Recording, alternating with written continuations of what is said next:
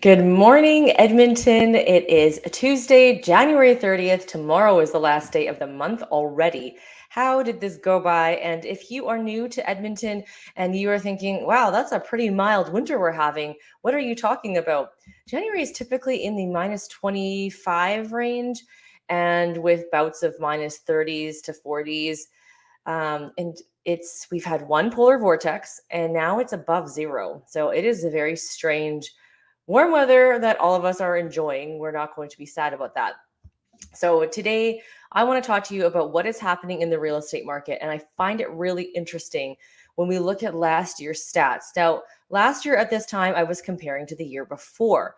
And if you remember the year before in 2022, it was busy. We were coming off of a very, very busy 2021. 2022 at this time was still quite busy and it kind of petered off in the middle of 2022. So 2023, last year, when I was comparing stats, they were higher. This year, we are comparing to last year's normalizing year. And if you haven't heard, we are definitely not in a normalizing year right now. We are definitely in a much, much busier market. A lot of people are trying to beat the market before spring. And guess what? All those people that are trying to beat the market, they're all coming in and creating a earlier spring market. Yeah, you heard that right. It is winter, January 30th, 2024. And I do believe there is definitely a spring market happening right now. So let's take a look at the listings that we have for sale. We actually went down under 1,800 listings this last week. So in Edmonton, we're just under 1,800. There's definitely not a lot of properties to look at. That being said, we have more properties than our neighbors to the south in Calgary. Their inventory level is even lower. So this is why you're seeing properties that have been sitting on the market for a while are now getting multiple offers. If their price ranges are within a scope. There are some houses on the market that are way off base and they are still sitting there and will still sit there. So you'll always have those. And then we're starting to see more listings come onto the market, but when they come on, they're gone. So we are not in a crazy state yet, but I bet you anything that in the next month or so, it's going to get even more hectic. So if you're looking at a house between 3 to 400,000, 4 to 500,000, our most popular price point, be prepared to potentially be in multiple offers because market is kind of gone crazy. It's going back to 2022. If you look at St. Albert, Sherwood Park, Spruce Grove, and Beaumont, St. Albert and Sherwood Park, their listing activity dropped in terms of how many listings are active, and they've always been a little less. So you take a look at Edmonton at 1,790 versus 143 properties in St. Albert, obviously a lot smaller. Spruce Grove and Beaumont went slightly up. A few listings went up, but not a whole lot. Now let's take a look at what went pending the last week. So we had 159 sales versus 153, so consistent from the week before. St. Albert's activity is starting to pick up. Sherwood Park is the same at 13 versus 22 last week, and Spruce Grove identical. Beaumont very similar. So you can see that the city Edmonton, and then St. Albert around the area. Sherwood Park and St. Albert are more of the metro areas that are closer. They're really 10, 15 minutes away from Edmonton, not even. So if you take a look at the map, it looks like it might be far, but really isn't. It actually, depending on where you are in the city, sometimes you're closer to Sherwood Park than you are to West Edmonton. So that's why we cover that every week. In Spruce Grove, that's in the west side of Edmonton, there is less activity. In Stony Plain, even less. So you can see that's why it's there. Now, I have seen a lot of first-time home buyers and a lot of out-of-town buyers start to pick up and purchase in Spruce Grove. And they're also buying not just on the resale market, they're buying on new builds. So anything you see here in these numbers is only things that are registered on Paragon, which is our back-end MLS system. If there are private sales happening or if there are new build home sales that are not tracked on MLS, you will not see these numbers here. And working with Sterling on the back end, I can see there's a lot of activity happening on their end, a lot of offers coming. So it's definitely picked up over the last month from the month before. Now let's take a look at what's sold in the last 7 days. In the last 7 days, we've had 160 properties sell. So we are seeing more sales than we were the week before. And in St. Albert, a little bit more. Sherwood Park went down a little bit, and Spruce and Beaumont Again, a little bit lower than the week before. But the sold means that if they were pending the week before or the week before that, because usually 2 weeks, you're seeing people remove conditions. We haven't yet, I mean, it's just the first month of January, haven't seen a trend yet in terms of are people's financing going through? I know last year we were seeing a lot of deals fall apart because people were working off of old pre-approvals. And what that means is your pre-approval has expired. So maybe you went and got a car loan, or maybe you went and racked up a bunch of debt, or something happened. Maybe your job changed or you lost a job. You cannot use the old pre-approval for your current situation. It's not going to work. So we'll see what happens this year, especially as the rates go down, and they have been going down. That's where the activity has started to pick up in terms of what is happening in Edmonton's real estate market. I constantly get the question of, why, Melody, is it busier than it is in January? Like, why is it busier? Now, we take a look at last year's stats. We definitely are starting a lot busier than we were last year. Look at Edmonton, 160 sales in 1 week versus 137 the week before. But let's take a look at last year. Last year, interestingly enough, at the same week, we had a little bit more sales in Edmonton, and in St. Albert, the same thing. And this is really interesting. Everything was a little bit hotter last year on paper. But in reality, what is happening, we're seeing a lot of activity happening right now in terms of the fact that the market is busy, and people are wondering, why is it so busy? Well, the reason why it's so busy is because it's the rates, as soon as they started dropping in the end of December, people started getting peaked. Now, we are not talking about a massive rate drop. I mean, we're not going to get this sub 3%. I know that some people have misunderstood. Maybe they thought that the interest rates dropping speculation is going to make them back to like the 2 and 3%. They're talking about the fixed Bank of Canada rate, and it's going to take some time. We just had an announcement last Wednesday, and the rates did not change. They stayed the same. And those are the Bank of Canada rates are not your actual rate that you're paying for interest. This is what variable rates are based off of, but not the actual rate. If you're getting a fixed mortgage, you have to look at the bond yield rates. So realistically, if you want to know what your interest rates are, you have to talk to a mortgage broker to understand, hey, what are the rates? Because you also have different rates if you are putting 5% down versus 20% down. Did you know that? So people cannot just take the news at what it's worth to think, oh, the rates just went down. Okay, I can now, like, my 5.5 is now at 5%. Well, no, wait a second. Check with the mortgage broker, check with who you got your mortgage done through to see what actually is the rate and all the little different stipulations that come with it, because the lowest interest rate isn't always the best. What if you need to pay it faster? What if you need to get out of it and you need to sell because you ended up deciding the move to Alberta wasn't what I had hoped it to be and I want to sell it? And I will tell you, anyone who's watching that's coming from Ontario, if you are looking to purchase a house in Edmonton because it's more affordable and you think, wow, I can get so much house for my money, I would heed caution. Do not spend in the price ranges of over 800,000 in Edmonton and expect that the next year you can just turn around and flip it if you want to go back to Ontario. Not going to happen.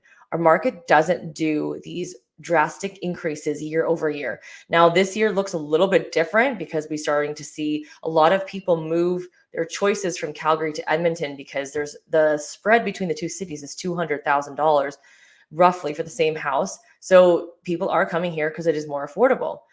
But you want to test the market, you want to own a property here, stick within the $300,000 to $500,000 price range, maybe up to 600, but don't expect that you're going to be flipping it. This is not a real estate market to flip in. I know some people try to play that game and it doesn't always work. Real estate flips work when you are able to buy at a significantly lower price and sell it for the significantly higher price, which means our real estate market has to constantly increase, which in 2022, 2021, it did do that. It was actually quite atypical for Edmonton. But in Edmonton, it's just not how it works. Edmonton is very much they're affordable for a reason. 1 to 2% increase year over year. Now this year we're speculating that it's probably going to be 3 to 4%. New build properties, depending on the product you're buying, you could have that upswing. Now don't forget, I think where the deals are going to be this year are the homes that nobody wants to do the work. When I started in this business 16 years ago now, this wasn't as common. But over the last, I would say 5 to 8 years, everyone, 98% of people want move in ready homes. Now, this means either renovated or brand new. And maybe they'll deal with a little bit of datedness, but nobody wants to do the work anymore. And so, what's happening is those homes are actually becoming really good deals because if you can imagine, they're sitting there on the market and these buyers don't want it. They're like, I'm not interested. I don't want to put the money in. You have the equity as the homeowner. Why don't you put it in? So, of course, as sellers, we recommend that you try to do as much as you can. Now, there's certain things you should not do and over invest, okay? Because you putting in a new coat of paint for the color you want isn't actually going to help sell the house better. New, fresh paint has to be the paint that is going to make your house look modern and going to actually sell it, not what you think is best. That's why we work with a stager on our team to help our clients. Hey, what is the best look to appeal to the most amount of people? It is not a personal taste thing. You have to understand you are moving out of that house. So you don't need to like that paint color. Maybe you think it's boring, but it doesn't matter. In your next house, you do whatever you want. But in the house that you're living in, just imagine this. Yes, it's your home, but you're now living as a renter in someone else's home until you sell it. If you have that mindset shift, it will help you sell your house and make it quicker. You'll get less offended. You'll be easier and ready to move on to the next house.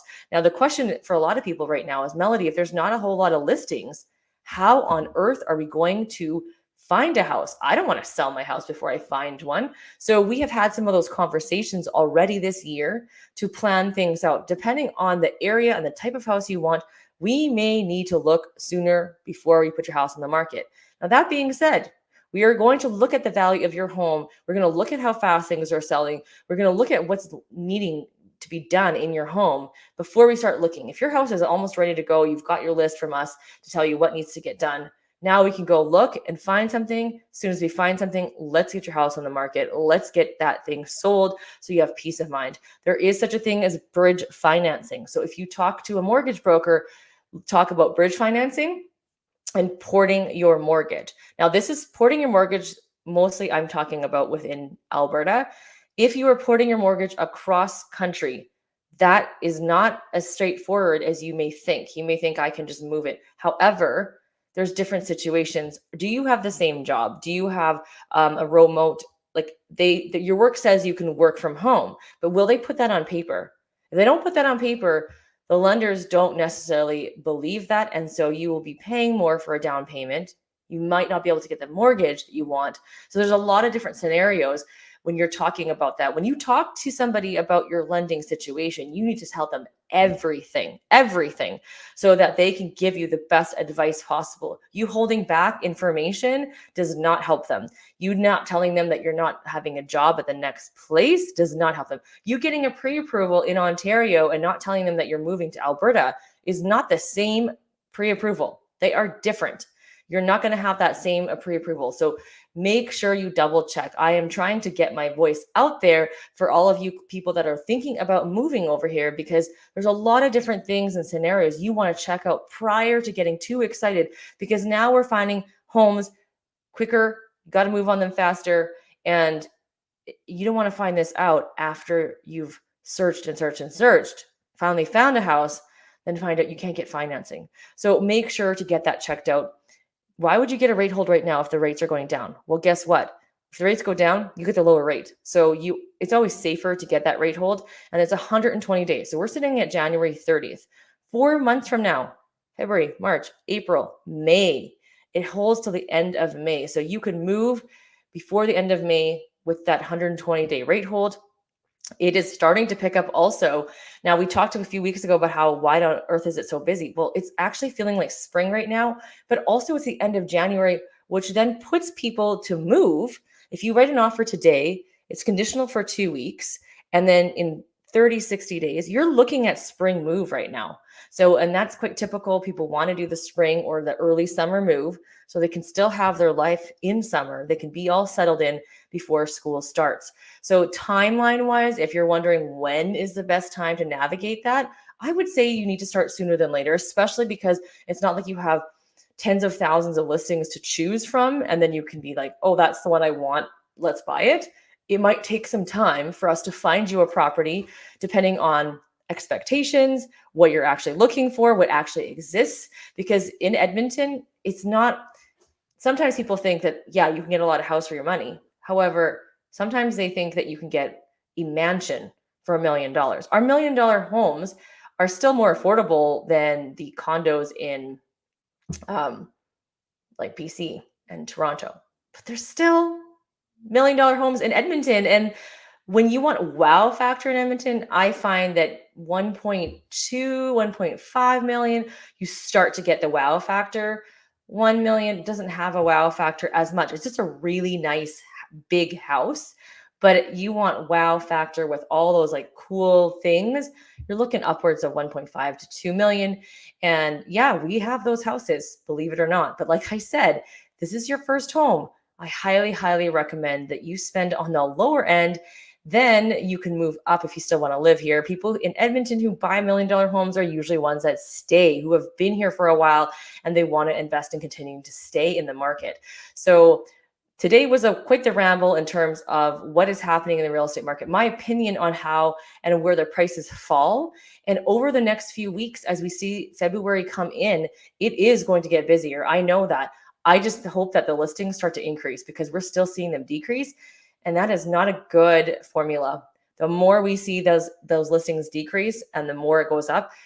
Just think about this. In 2022, when I was doing this, the listings weren't this low and it was already really busy. So you can only imagine it's going to get absolutely bonkers if we don't start to see listings come onto the market. And if you are thinking about selling your home, or you've been sitting on the fence, or last year the price wasn't as good as you thought, I bet you the price will be more what you want right now. You still have to be realistic, but you're probably going to get more of what you're hoping for this year than you were last year. That I know.